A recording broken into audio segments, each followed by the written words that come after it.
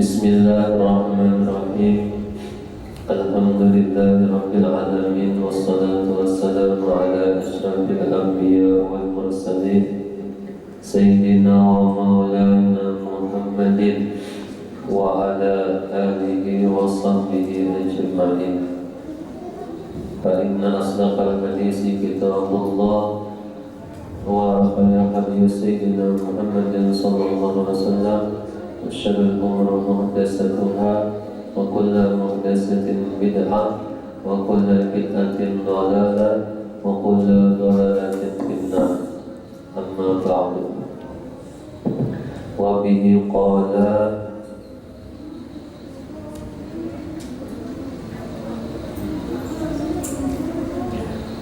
Ar-Rabi' an Abi Hurairah radhiyallahu anhu Nabi sallallahu alaihi wasallam qala yadkhulul jannata aqwamun afidatuhum mislu afidatil tayri qila ma'nahu mutawakkiluna wa qila qulubuhum raqiqatun.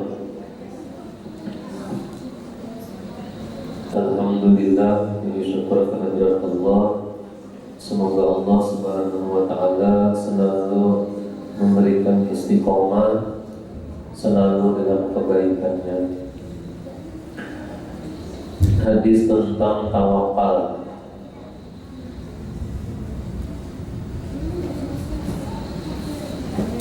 Berserah diri kepada yang hidup. Jangan berserah berharap kepada yang bisa binasa. Apabila berharap kepada yang bisa binasa, maka sia-sia.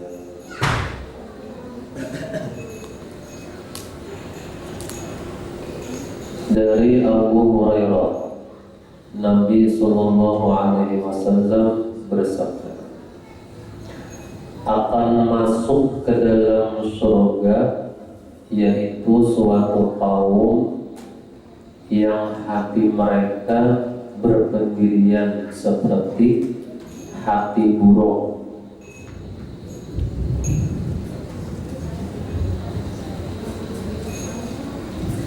Akan masuk ke dalam surga yaitu suatu kaum yang hati mereka berpendirian seperti hatinya burung. Kalau orang dahulu mengartikan burung itu inya kadang berisi simpangan, kadang berisi padaringan, kadang berisi bahasa benar itu kindai, kadang berisi kindai. Burung itu bercari sehari sore sehingga guring kina besokan ya pulang. Jadi yang paling hebat tawakalnya itu burung. Inya yakin selama inya masih hidup rezeki itu ada. Apabila mati berarti habis rezekinya. Jadi maksudnya yakin-yakin amunnya masih hidup ada aja rezekinya. Karena orang yang hidup itu dijamin oleh Allah rezekinya. Berarti selama ini masih hidup berarti ada rezekinya masih.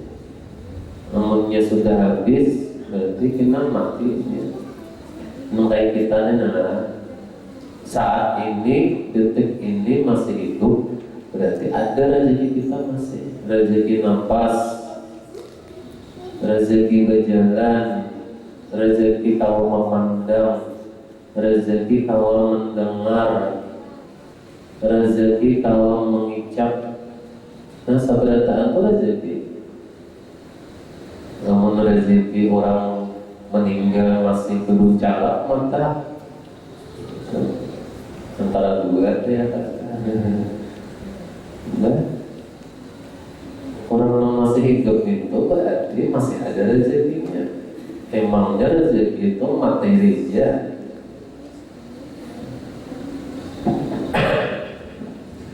Rezeki itu macam-macam.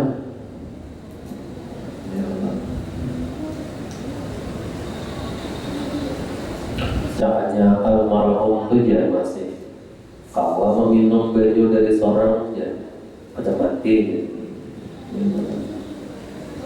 Nyata aja kalau masih minum pada mati ya. Kadang minum lagi, nah antara dua dia adalah bisa garing kata kau minum, kau mati ini habis rezekinya. Jadi yakin aja, jangan kena amunnya aku pada bagawi kayak apa aku makan, kita lah maksudnya. Berarti dia tuh bertawakal lawan gawian. Amun bertawakal lawan gawian berarti kadang bertawakal lawan Allah dan berusaha kumpul itu termasuk syirik khafi namanya. Syirik khafi itu syirik yang ada dirasa. Ini arah tasawuf sedikit. Syirik yang ada dirasa, namun syirik yang dirasa, apa misalnya menyembah matahari, menyembah bulan, menyembah pohon, menyembah gunung, itu syirik yang jelas. Tapi ada kesyirikan yang tersembunyi, bahasa Arabnya itu kan khafi, tersembunyi syiriknya. Apa? Inya tuh model kada yakin bahwa Allah tuh selama kita tuh masih hidup, rezeki itu ada. Tapi model kayak kada yakin amunnya aku pada begawi, kayak aku makan, kan berarti seakan-akan ini bertuhan lawan gawian. Apabila bertuhan lawan gawian, bertawakal ngarannya lawan gawian, gawian mengulahinya kalau makan. Berarti secara hukum tasawuf, pengertian ma'rifatnya ini tuh sudah pengarangnya syirik khafi. Nah ini kadang memang kita tuh kadang belum sampai di sini. Dosa juga. Jangan mengira merasa selamat sudah. Apabila merasa selamat, nah itu salah juga pulang. Merasa. Nah, kita ini hanya ilmu-ilmu zahir aja yang kita kaji, belum lagi ilmu batinnya.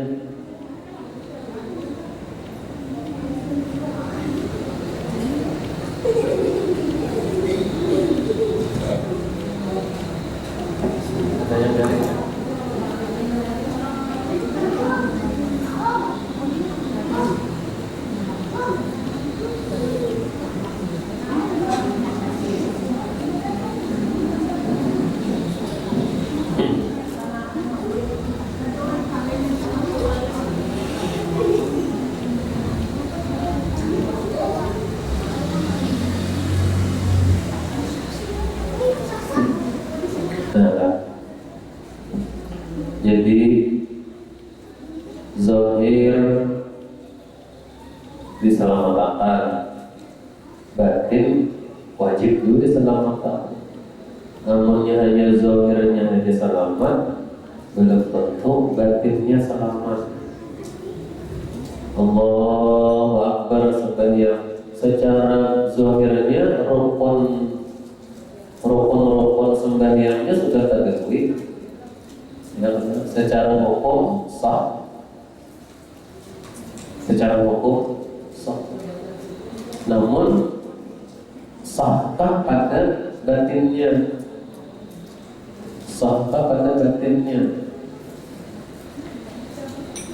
Pada aku sesuai hukum sudah, rukun kugawi, syarat-syaratnya aku penuhi, yakin aku sembahyangku ibadahku itu bujur sudah, tapi batinnya belum dibujuri. Nah ini nomor benar.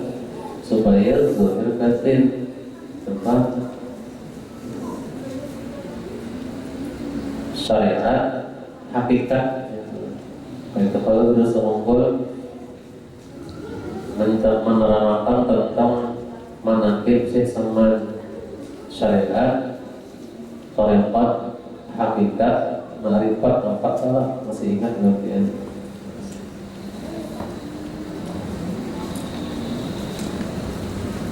Jadi batinnya juga wajib diselamatkan.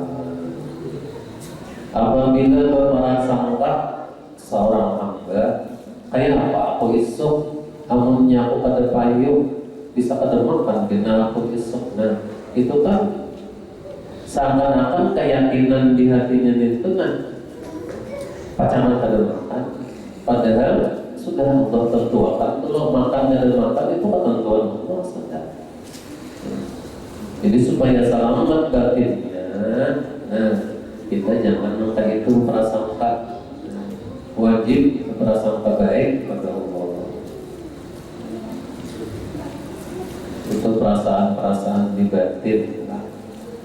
Zahirnya bujur, secara hukum sudah sah, apakah batinnya selamat? Nah, ini harus kita bujurkan pulang batinnya supaya sempurna amal pahala yang kita terima nantinya. Nya kadang itulah kita nih mandi berbaju bagus, bersisir, ya, berminyak harum. Nah, bajunya bagus, orangnya sudah mandi, berminyak harum, bagus sudah ya. Nah, secara zahir kan bungas nih. Apakah hatinya sebungas penampilannya? Apa itu?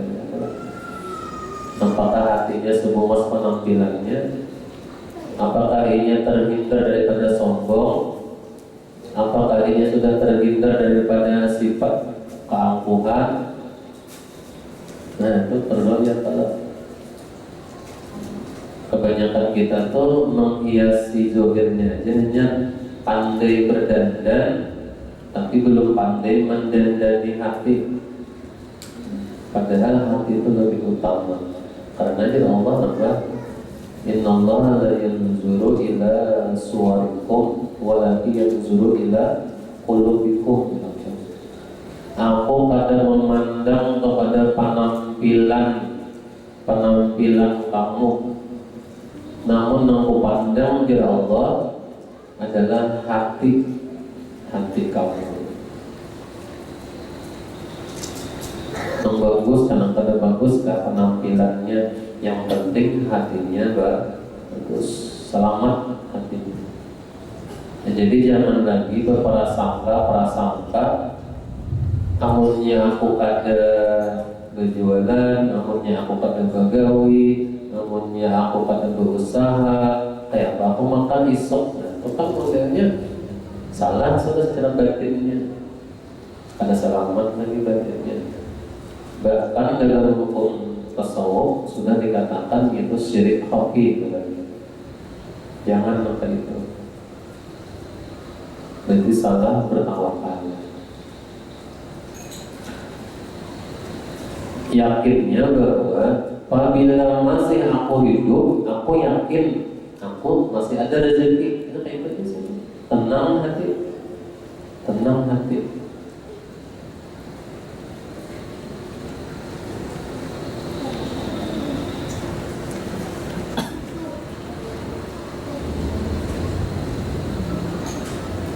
Lawan juga pulang kita jangan kebiasaan ya kalau menggerutu, meniwas lawan Allah.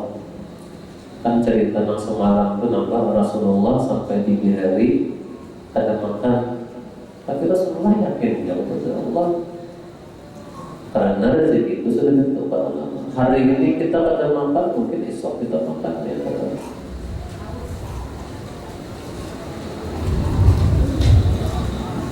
Tapi hidup ya pasti kalau masih ada rezekinya, rezeki nafas, rezeki berhina, rezeki memandang, mendengar, itu kan rezeki juga tidak. Nah itulah Jadi intinya apa? Jangan sampai hati kita tuh tak salah. Jangan sampai batin kita tuh syirik. Jangan sampai.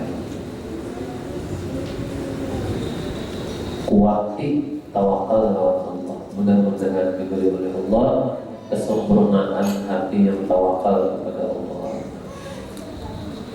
Kemudian al-khamis an Jabir bin radhiyallahu anhu annahu agaza ma'an Nabi sallallahu alaihi wasallam fi bala Najd falamma qala Rasulullah sallallahu alaihi wasallam qala ma'ahum fa adraqahum qailatu fi wadi kasir al-jaddah fa nazala Rasulullah sallallahu alaihi wasallam wa tafarraqan nasu yastazilluna bis-sajari wa nazala Rasulullah sallallahu alaihi wasallam tahta samuratin fa'allaqa biha sayfahu wa timna nawmatan fa idza Rasulullah sallallahu alaihi wasallam yad'una wa idza indahu a'rabiyyun faqala inna hadza tarata alayya sayfi wa ana naimun fastayqaztu wa huwa bi yadihi sultan qala may yamna'uka minni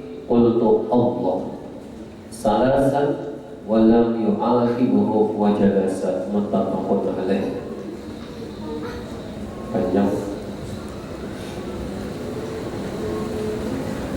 Dari Jabir radhiyallahu anhu berkata bahwa ia berperang bersama Nabi sallallahu alaihi wasallam. Jadi Sayyidina Jabir ini empat rombongan berperang bersama Rasulullah di daerah dekat Najd.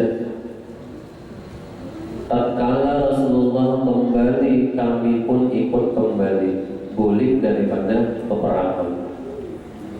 Ketika waktu istirahat tiba, di saat beliau berada di suatu lembah yang banyak pohon berduri, Rasulullah SAW pun turun dari untanya dan orang-orang pun berpencar untuk berteduh di bawah pohon. Ketika itu Rasulullah SAW berlindung di bawah sebuah pohon samurah. Lalu beliau menggantungkan pedangnya sedangkan kami baru saja tertidur.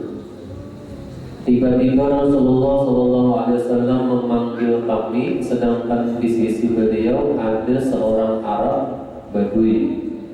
Ada seorang Arab Badui sasat. Kemudian beliau bersabda, sesungguhnya orang ini telah menghunus pedangku sewaktu aku tertidur terlelap. Setelah aku terbangun, pedang itu sedang terhunus di tangannya. Lalu orang ini berkata, siapakah yang dapat menjaga kamu dari seranganku, dari pedangku? Aku menjawab, wahai Rasulullah, Allah. Sampai 3 kali. Setelah itu beliau tidak melakukan apa-apa dan langsung duduk. Muttafaqun alaih. Jadi riwayatnya kayak gini. Rasulullah setelah pulang dari peperangan lalu istirahat di jalan. Istirahat ini pas di lembah itu model kayak kita di sini ada pepohonan lah. Dudukan, istirahatan. Sahabat-sahabat itu gencar masing-masing mencari kenaungan. Kebetulan ketika itu Rasulullah tak kalah sahabat yang lain, tak kalah juga kemuyuhan. Sekalinya ada seorang Arab Badui mengambil pedang Rasulullah. Tiba diambilnya pedang Rasulullah ini, diandaknya di atas leher Nabi. Mancang lawan Nabi. Ujar si Arab Badui ini, siapa yang melepaskan kamu dari pedang koina? Ujar Rasulullah dengan tenang menjawab, Allah. sampai Rasulullah mengucapkan 3 kali Allah, Allah ya Rasulullah. Padahal pedang ini sudah diendak di leher Rasulullah, hendak ditebasnya sudah. Jika Rasulullah mengucap Allah 3 kali, kemudian si Arab Badui ini model kayak menggetar. Kadang-kadang lagi hendak mengangkat pedang ini menggetar sampai tersungkur. Nah, di sini maksudnya Rasulullah itu kuat karena tawakalnya lawan Allah. Artinya biar nang sudah di ujung tombak kalau nyawa ya kalau di ujung pedang sudah, tapi ngarannya masih ada umur, masih ada rezeki, tapi kada bakalan mati ya Allah. Tapi kalau memang sudah habis umurnya, dia di atas pemberingan, habis juga umur. Itulah.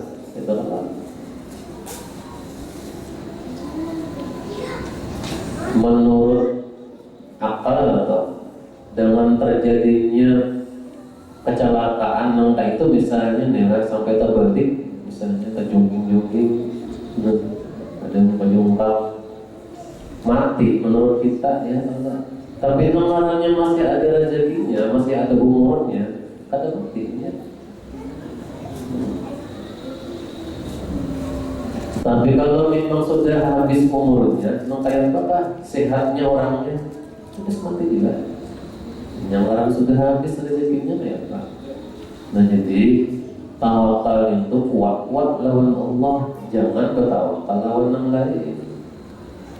Misalnya adalah jakanya seorang tadi ya, ada minum obat bisa mati seorangnya. Seakan-akan kan bertawakalnya lawan obat, berarti obat itu mau lahirnya sehat, salah tawakalnya.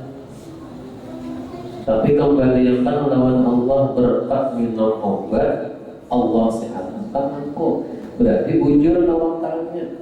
Amun tawakalnya semata-mata itu aja sirik ngarannya. Nah cuman kadang kita tidak menyadari bahwasanya kita sudah melakukan kesyirikan khofi ngarannya, syirik yang samar.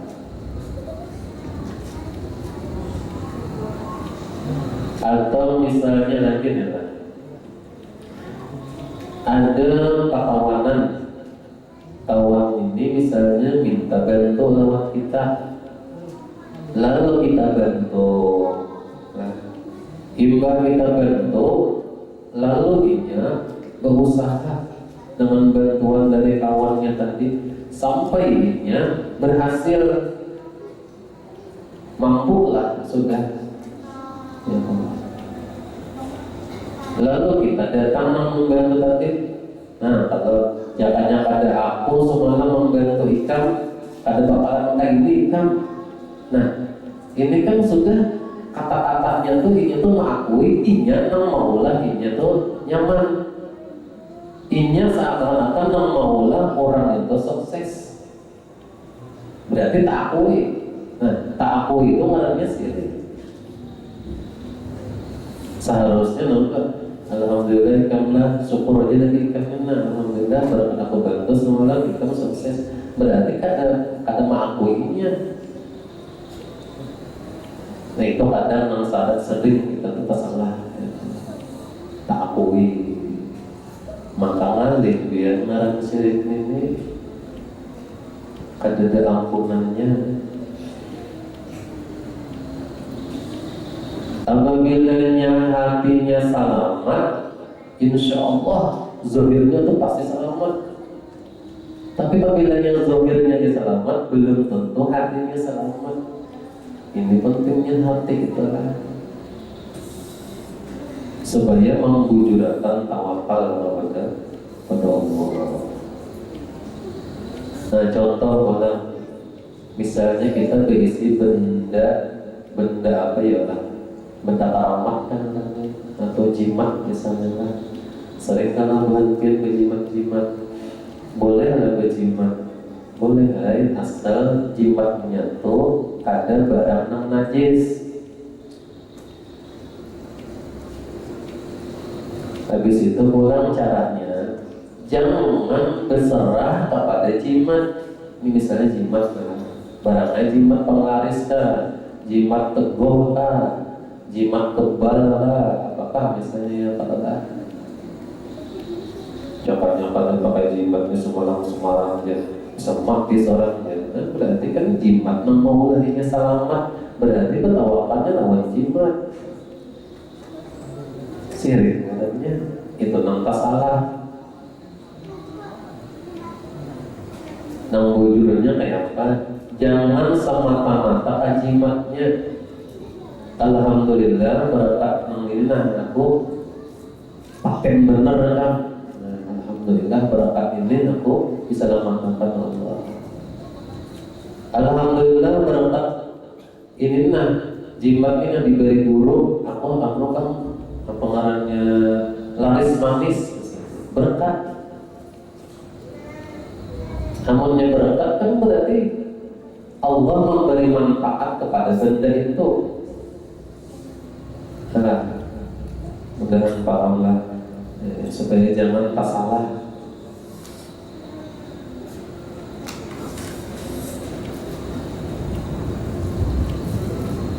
Baik si wasi pengarangnya adalah wasi Tuhan ya, nangisinlah model kayak dikaramatakan orang ya kalau. Nah jangan berpegang di wasinya itu berkat wasi itu berkat dibiasakan lawan jimat-jimat juga.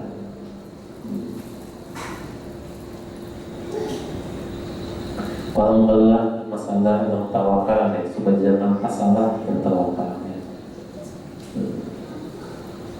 Timbal ya, karena ini kan sesuatu.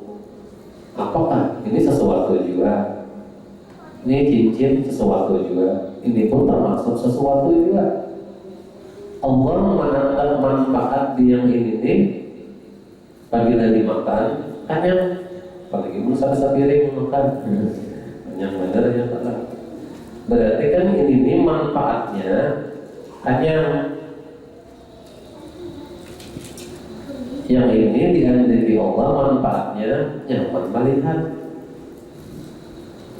Yang ini manfaatnya apabila diminum hampir haus. Minum dulu. Nah, ada manfaat berat kalau besi apa aja, benda apa aja di situ dihendaki oleh Allah manfaatnya sesuai kegunaan bendanya. Nah, berarti Allah juga kalau menghendaki manfaat itu.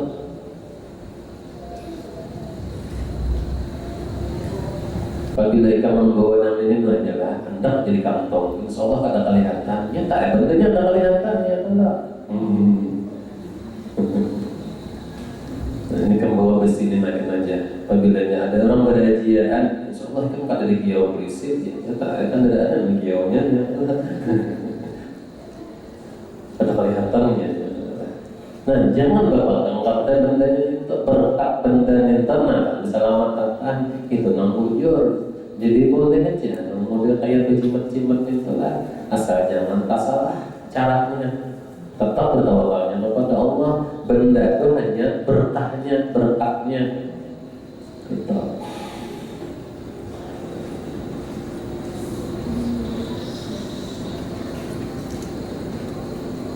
Apalagi model kayak kita, apalagi lah macam-macam lah. Supaya maksudnya tuh jangan terhenti pada bendanya, tapi berkat benda itu Allah berikan kekuatan, kemampuan, cara, kemudahan, keselamatan, berkat. Berarti wujud tawakalnya kada semata-mata kepada bendanya, tapi disandarkan kepada Allah.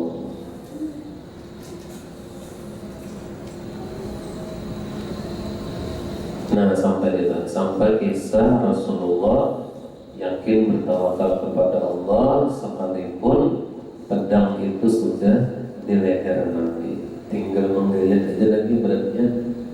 Tapi yakin Rasulullah bertawakal kepada Allah. Kalau memang masih ada umurnya, masih ada rezekinya, ada bakalan mati, biar dilindas setong kayak ada matinya. Percayalah biar setong melindas pada mati.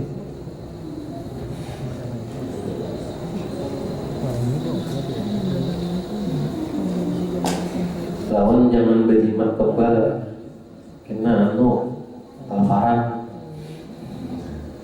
Berjimat kebal itu kelaparan kena. Kan gue makan lagi, ya. Jadi mudahan supaya selamat hatinya, bujurakan niat hatinya. Hidayah sedikit. Halaman 179.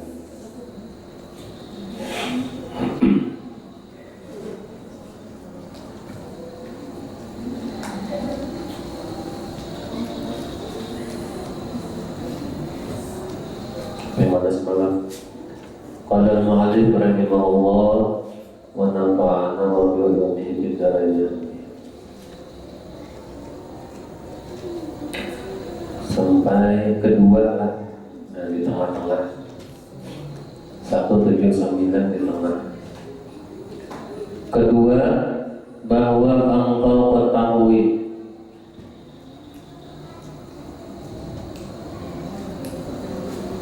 akan orang itu soleh baik, maka yaitu halal memakan akan harta pemberian mereka itu, dan tiada sunat menjauh akan dia. Maka orang yang menjauh akan yang demikian itu semata-mata was-was juga, bukan wara. Dan terkadang menjauh akan yang demikian itu maksiat lagi haram. Kalau memang orangnya baik, jangan ditolak. Kasihannya sakit hati kita. Maka dianjurkan untuk menerima dan memakan. Jika membawa ia akan menyakiti akan hati mereka itu, atau membawa kepada jadi liar hati mereka itu, karena menjauh akan yang demikian itu membawa kepada jahat sangka kepada orang yang soleh. Orang soleh bisa sangka kepada baik. Dasar hatinya maka tujuannya kepada baik ya. Nah, tak selamat pula hati. Orang baik-baik aja. Menggenang haram pada orang, ya disangka pada baik juga. Nah, dasar hati yang menyangka masalah, merusak ya. Dan yang demikian itu durhaka, seperti firman Allah Subhanahu wa taala, inna ba'da zanni ismun. Artinya bahwa setengah daripada sangka itu jadi dosa. Kebanyakan prasangka, maka sebagian dari prasangka itu dosa. Dosa hebat. Ketiga pula, bahwa engkau ketahui akan orang itu masyhur itu apa? Dikenal dengan zolim. Terkenal orang itu zolim misalnya, kata baik. Dan masyhur terkenal ia berjual beli dengan riba. Berjual beli dengan riba. Apa berjual beli dengan riba? Berlebih-lebih. Banyak orang berlebih-lebih ya, sedekah ya kalau. Tapi maksudnya di sini berlebih-lebih dalam masalah mata uang,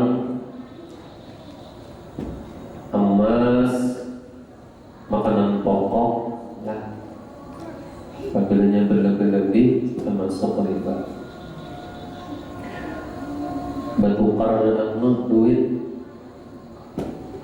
berlebih-lebih, berarti jual beli ya kalau. Nah lebihnya itu riba. Jadi hati-hati kalau nya bertukar duit atau merupakan duit, namun inya dijual beliakan tidak boleh, kecuali sama, misalnya 100.000 juga.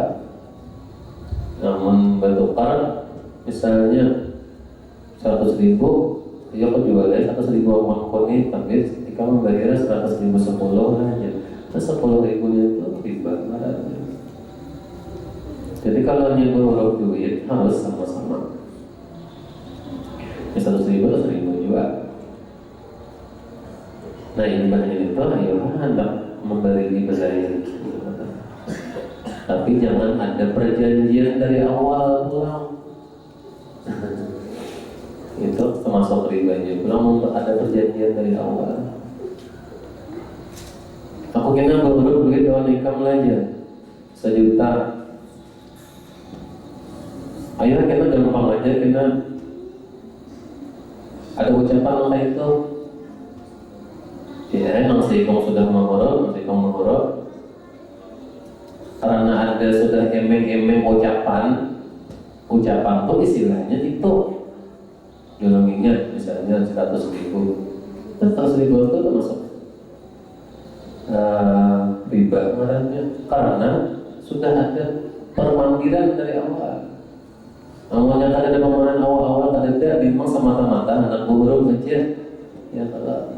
Nah sekalinya memberi juga, nah tak apa-apanya kan ada pemanggilan awal. Apalagi memang sudah ada ketentuan kelebihan, itu jelas banget sudah ribanya. Hati-hati lah. Baras makanan pokok ya kan. Barasnya itu baras yang murah, misalnya adalah salitarannya 10.000. Baras yang talara, yang bagus, salitarannya 15, misalnya ya 15 lawan 10.000. Amoninya sesama barasnya, baras yang murah salitar, baras yang larang salitar diurubakan halal. Nang jadi riba itu baras yang murah tangan 2 liter, baras yang larang salitar diurubakan. Namun secara akal sesuai harganya ya telah. Tangan 2 liter baras murah ini harganya 15.000, baras yang harganya salitar 15 juga. Namun secara harga wujud ya telah. Tapi secara hukum berasnya berlebih sekalipun beda jenisnya, tapi ukuran takarannya beda. Nah, yang beda itu mulai riba. Paham gak? Jadi kita bedanya ya, kita bertransaksi di rumahan kah, di mana kah ya pernah. Makanya aku merugi, aku cuma ikan beras murah selitar, aku beras larang selitar itu rugi, aku jadi jujur saya akan rugi ya kalau supaya maksudnya tuh supaya jangan karena ribanya tenang. Namun sesama sesama ukuran walaupun beda jenis, barasnya beda jenis, yang bagus lah pada bagus, tapi sama ukurannya ada masalah baru katanya riba.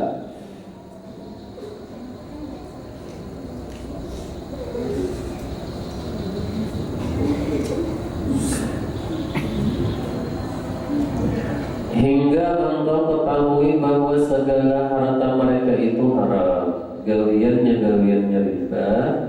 Riba itu pulang tahu dia hartanya itu hasil daripada yang haram, atau kebanyakan harta mereka itu haram, seperti kebanyakan daripada orang yang zalim, maka haram memakan harta pemberian mereka itu. Kada boleh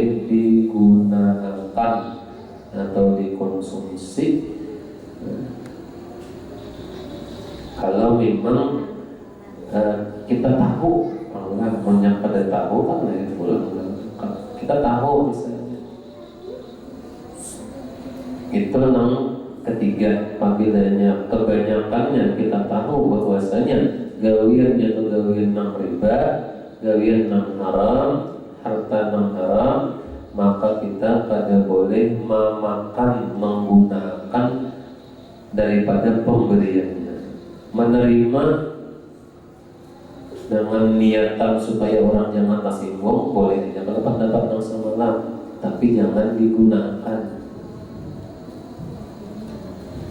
Kemudian yang keempat pula, bahwa engkau ketahui akan kebanyakan harta mereka itu halal. Kita tahu harta orang yang memberi itu halal, gawiannya halal, tetapi tiada sunyi daripada harta yang haram. Ada juga nih, seperti ada harta mereka itu dapat daripada pusaka atau dapat daripada berniaga, dan serta yang demikian itu ada berkhidmah kepada raja-raja yang zalim. Di antara piktik-piktik, antara ada berisi harta yang haram, antara ada berisi harta yang halal. Cuma nang ampunnya ini kada tahu dihukum. Nya kada tahu membedakan nang halal nang haram, kada tahu dihukum, kada tahu bersumber ngaji, kada tahu ya. Nah,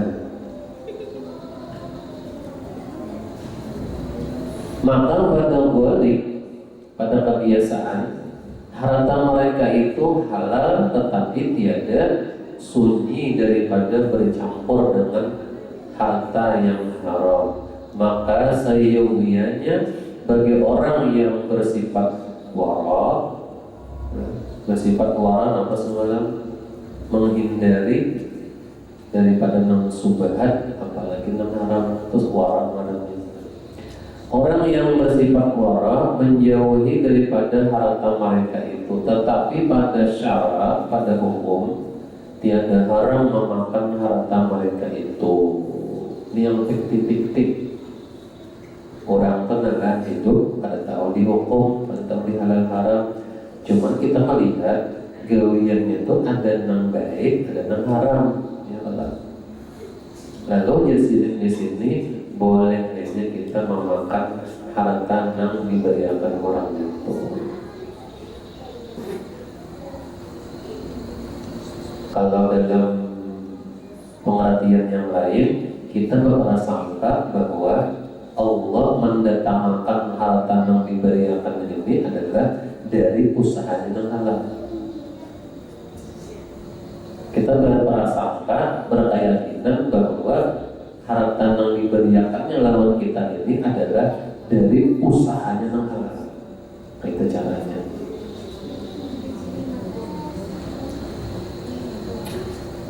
Nah, sampai itu adalah kemudian sambungannya mengkali. Nah, dari penjelasan ulun ini, adakah yang ditanyakan baik masalah tawakal, baik masalah haram, riba dan sebagainya. Mudah-mudahan ulun bisa menjawab. Silakan.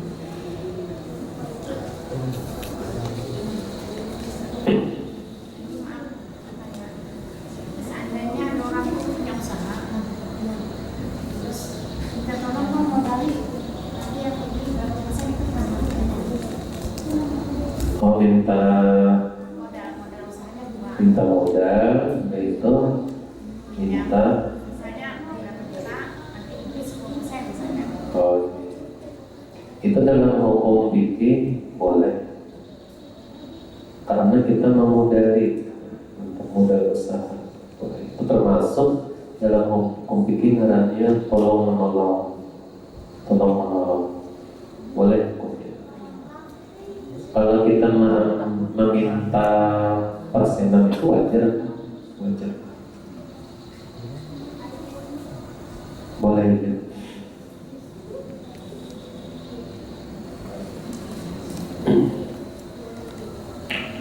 Kemudian ini ada pertanyaan, minta jelaskan apa yang maksud budak melahirkan tuannya. Budak melahirkan tuannya. Ini termasuk dari hadis tentang akhir zaman. Dulu ulun pernah membaca atau belajar kitab hadis akhir zaman. Ada 40 hadis yang mengisahkan tentang akhir zaman. Itu karangan Syekh Anang Sya'rani Arif yang berubah di Kampung Melayu Matapura. Sidin itu kan ahli hadis. Lalu Sidin ada menghimpun, karena Sidin ahli hadis, di antara hadis yang Sidin kuasai, Sidin himpun 40 hadis, tapi yang khusus membicarakan tentang akhir zaman. Termasuk yang inilah, yaitu masalah budak melahirkan tuannya.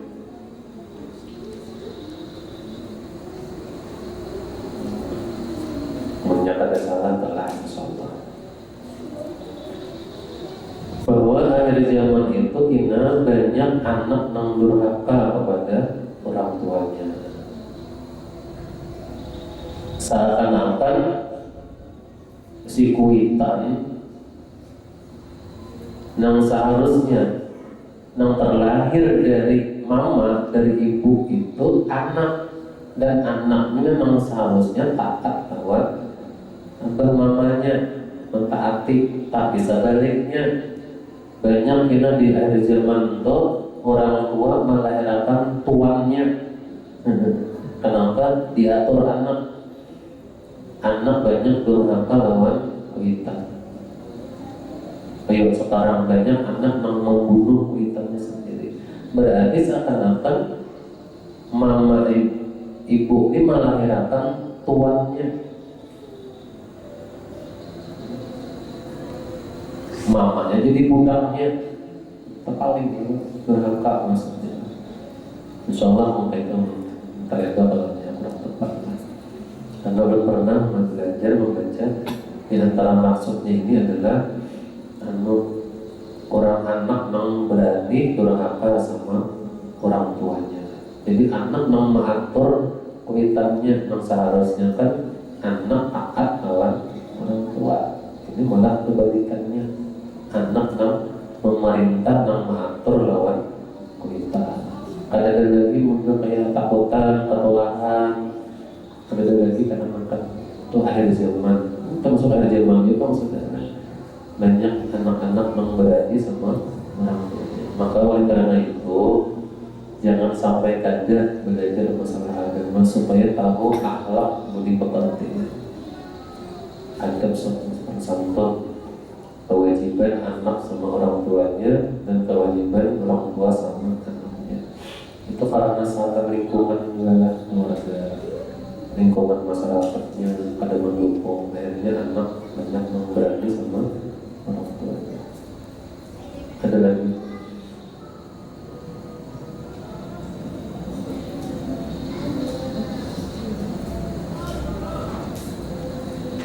coba kalau ada lagi kena tulis saja ya. Mudah-mudahan Allah Subhanahu wa Ta'ala membujurkan hati kita sehingga jangan salah berprasangka, jangan salah bertawakal. Bertawakal hanya kepada Allah Subhanahu wa Ta'ala.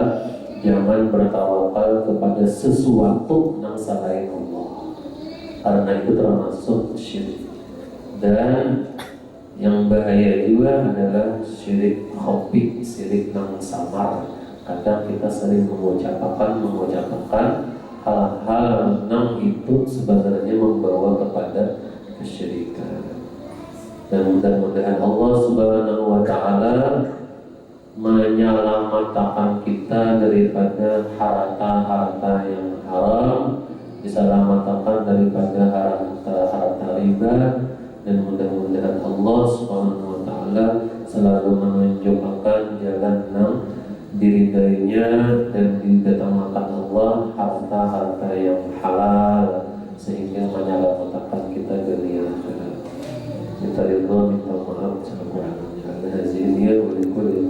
salihah. Al-Fatihah.